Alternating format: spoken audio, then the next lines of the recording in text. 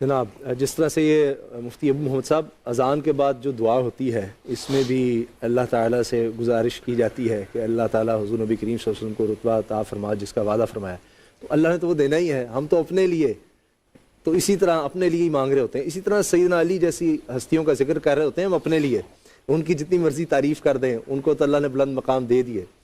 تو ایسی شخصیات کا جب ذکر ہو رہا ہوتا ہے تو کئی دفعہ ہمارا یہ دل میں یہ خیال میرے آ رہا تھا کہ میں کیا سوال پوچھوں گا، تو اس کے بعد مجھے یہ خیال آیا کہ مفتی ابو صاحب آپ بھی عقیدت اتنی محبت رکھتے ہیں، جو آپ کے دل میں آ رہا ہے آپ وہ کہیے. بسم اللہ الرحمن الرحیم. قال النبی صلی اللہ علیہ وسلم ان اللہ اختارنی واختارنی اصحابی. جزا اللہ عنا سیدنا و مولانا محمد اما هو اہل صلی اللہ علیہ وسلم. پہلی بات تو یہ ہے کہ آج کا دن جو ہم سیدنا امام علی المرتضیٰ رضی اللہ تعالیٰ عنہ داماد رسول کا منا رہے ہیں، اللہ تعالیٰ ان لمحات کو ہم سب کے لیے نجات شفاعت کا ذریعہ بنا دے. آمین.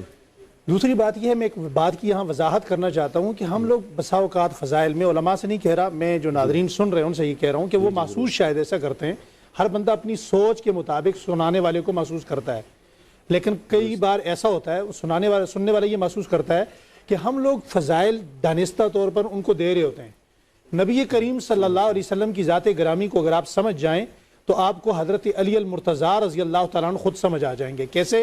یہ ہمارا ایمان اور عقیدہ ہے کہ حضور صلی اللہ علیہ وسلم کے متعلق ہم ایک جملہ استعمال کرتے ہیں، میں اس کی کریکشن کرنا چاہتا ہوں، وہ غلط ہے کہ حضور مجموعہ کمالات ہیں، حضور کے اندر اخلاق کو جمع کیا گیا ہے، یہ نہیں ہے. یہ کپ ہے یا برتن ہے، اس کے اندر آپ چیز ڈالیں، اسے جمع کرنا کہتے ہیں. حضور صلی اللہ علیہ وسلم یا آپ سے ریلیٹڈ جتنے آپ کے آل ہیں وہ منبع کمالات ہیں، ان میں خوبیاں جمع نہیں ہوتی، خوبیاں نکلتی ہیں. سبحان اللہ سبحان اللہ. نبی کریم صلی اللہ علیہ وسلم کی ذات گرامی سے متعلق جتنی چیزیں ہیں، آپ کی سواریاں ہیں، آپ کے نالین ہیں، آپ کے کپڑے ہیں، آپ کا بستر ہے، آپ کی ازواج ہیں، آپ کے آل و اصحاب ہیں، یہ سب منتخب شدہ لوگ ہیں.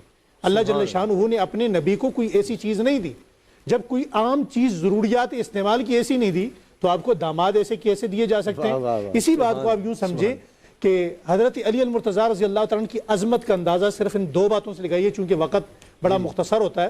جی.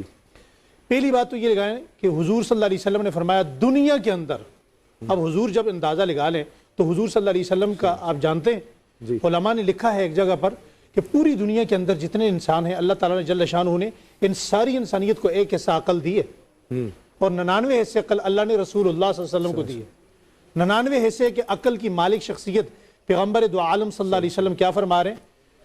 علی دنیا کے اندر سب سے بڑا ملعون آدمی وہ ہے جو تجھ پہ وار کرے گا، تجھے قتل کرے گا. اللہ اللہ. اب مجھے آپ بتائیے کہ جسے حضور فرما دیں دنیا کا سب سے بڑا ملعون، اس کے ملعون ہونے میں کیا شک ہے؟ اور بعض لوگ یہ سمجھتے ہیں کہ کچھ چیزوں کو نا ہم اتفاقی سمجھتے ہیں، ہم اتفاقی نہیں سمجھتے. لگی لپٹی اہل بیت یہ صحابہ کے متعلق لگی لپٹی بات جو ہے نا یہ مناسب نہیں ہوتی، یہ منافقت ہوتی ہے. اب کچھ لوگ کہتے ہیں جی جناب یہ خانہ کعبہ میں حضرت علی المرتضیٰ پیدا ہوئے تو یہ اتفاق تھا. بھائی ابرہہ کو اگر اللہ خانہ کعبہ سے روک سکتے ہیں تو فاطمہ بنت اسد کو بھی روک سکتا تھا. یہ اتفاقی باتیں نہیں ہیں، یہ اللہ جل شانہ کا انتخاب ہے. اور حضور نبی کریم صلی اللہ علیہ وسلم کے جانے سے پہلے 3 دن تک جو آنکھیں نہیں کھولی، اس میں بڑی حکمتیں مضمر ہیں. اور 3 دن بعد جب آقا دو عالم صلی اللہ علیہ وسلم اپنے دونوں ہاتھوں میں امام علی المرتضیٰ رضی اللہ تعالیٰ عنہ کو لیتے ہیں، اس میں حکمت یہ تھی کہ علی المرتضیٰ رضی اللہ تعالیٰ عنہ کی آنکھیں جب کھلیں تو مرتضیٰ کی آنکھیں کھلیں تو سب سے پہلی نگاہ اگر کسی چہرے پہ پڑے تو مرتضیٰ کی اس چہرے پہ پڑے جو مصطفیٰ ہے. سبحان اللہ. اور وہ آنکھ ہی آنکھ میں بات سمجھانی تھی. دنیا میں دیکھیں 3 شخصیات تھیں، ان کا تعلق اسلام کی وجہ سے نہیں ہوا. حضرت ابوبکر صدیق رضی اللہ تعالیٰ عنہ، حضرت اماں خدیجۃ الکبریٰ رضی اللہ تعالیٰ عنہ، اور اسی طرح حضرت سیدنا علی المرتضیٰ. ان کا تعلق بہت پہلے سے ہے. سبحان. ان کا تعلق اسلام قبول کرنے کے بعد حضور صلی اللہ علیہ وسلم سے نہیں ہے، اور یہ اسی طرح چلتا رہے گا. حضرت سیدنا علی المرتضیٰ رضی اللہ تعالیٰ عنہ کے متعلق سیدنا ابوبکر صدیق رضی اللہ تعالیٰ عنہ کیا فرماتے ہیں؟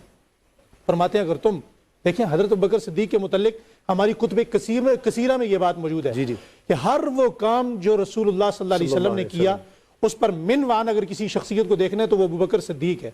اور ابوبکر صدیق رضی اللہ تعالیٰ عنہ کیا فرماتے ہیں؟ اگر تم نے حضور صلی اللہ علیہ وسلم کے بعد کائنات میں کسی کو منوان حضور کے نقش پا پہ دیکھنا ہو تو وہ علی المرتضیٰ رضی اللہ تعالیٰ عنہ ہے. سبحان اللہ. اور حضرت عمر رضی اللہ تعالیٰ عنہ کیسی شخصیت نے سیدنا علی کا ذکر یا ان کو دیکھنا یہ بھی انہوں نے شمار کیا عبادت میں. میں عرض کر رہا ہوں حضرت ابو بکر صدیق رضی اللہ تعالیٰ عنہ وہ شخصیت ہے جو رات کے وقت رات کی تاریکی میں اٹھ کر جا کے سیدنا علی المرتضیٰ رضی اللہ تعالیٰ عنہ کو جگا کر بھی آپ سے ملاقات کیا کرتے تھے۔ تو حضرت سیدنا علی المرتضیٰ رضی اللہ تعالیٰ نے عرض کیا امیر المومنین آدھی رات کو آنا جگانا یہ بات سمجھ سے بالاتر ہے۔